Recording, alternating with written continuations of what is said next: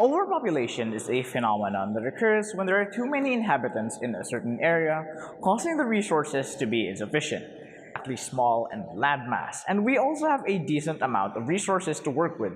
So why aren't we rich? Now, these two effects are very detrimental, and they are arguably the two most direct and biggest effects of overpopulation. But these aren't the only effects, and well, we also have to talk about what we can do to actually alleviate this problem.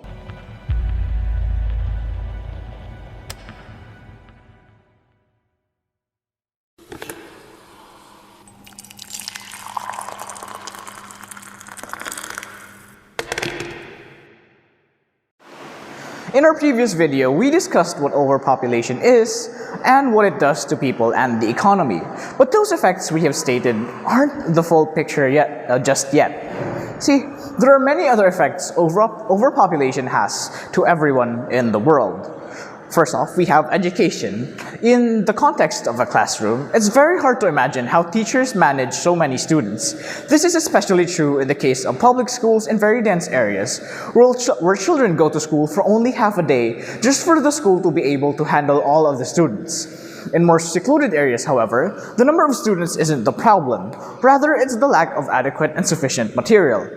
Going back to the lack of jobs, parents in these areas, like farmers, also have little reason to send their children to school, as there aren't many jobs in their community which need educational attainment. This is a mentality problem they've developed after years of staying in a low-income state.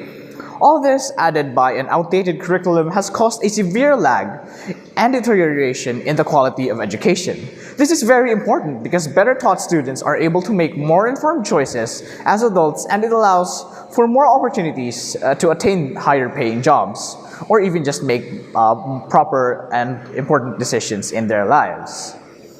Next, we have democracy.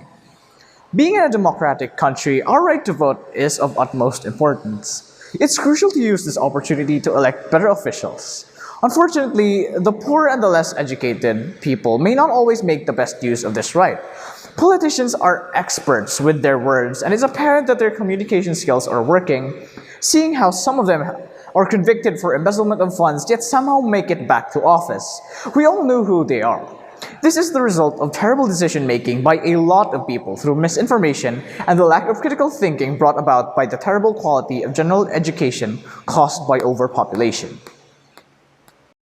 In summary, overpopulation leads to various resources being difficult or almost impossible to attain.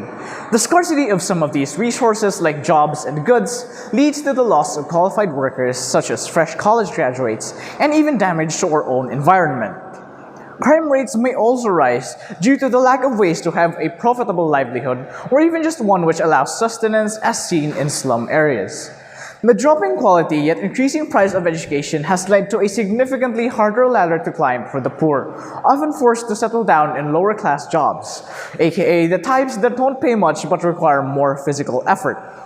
Frequently, the effects of overpopulation diverge, like how lower quality education contributes to joblessness and crime. There are possibly more effects we have missed to emphasize, which we would gladly like to see pointed out in the comments. Now for these solutions. There are 4 possible ways we could address the issue based on this assessment, these being population management, updated education, better jobs, and better job opportunities. Population management refers to the control of population rise through better sex education or family planning and availability of contraceptives. Teenage pregnancy and irresponsible family planning are 2 great drivers of excessive population growth after all. We also need more jobs to make people more economically stable, as it allows them more ease and leisure theoretically, leading to an increase of productivity and better parenting. Funding struggling fields like farming and fishing should also be done, not only to lift the economy, but also to sustain the livelihood of some of the most ignored groups in the nation. But to achieve this, we must teach better through an updated curriculum with sufficient classrooms, books, and other necessary facilities. Doing these might lead to people becoming more knowledgeable and occupied, and perhaps off the bed or wherever they choose to do the deed. These are a lot of things to demand all at once, but these are definitely necessities that we have to invest in and address if we want our nation to succeed. It is projected by the PSA that there will be 142 million Filipinos by 2045. That number is baffling to think of, especially when we think of what progressions our current problems may develop if they aren't addressed soon. Overpopulation is a very difficult problem to tackle as it has several factors involved, such as economics, free will, and in a very conservative country like ours, religion. But that's all the more reason for us to act upon it now, before everything's too late. We've already caused different problems by destroying forests with our dams and farmlands, the air with our dust and fumes, and the water with oil and plastic. Could we seriously afford to delay any more?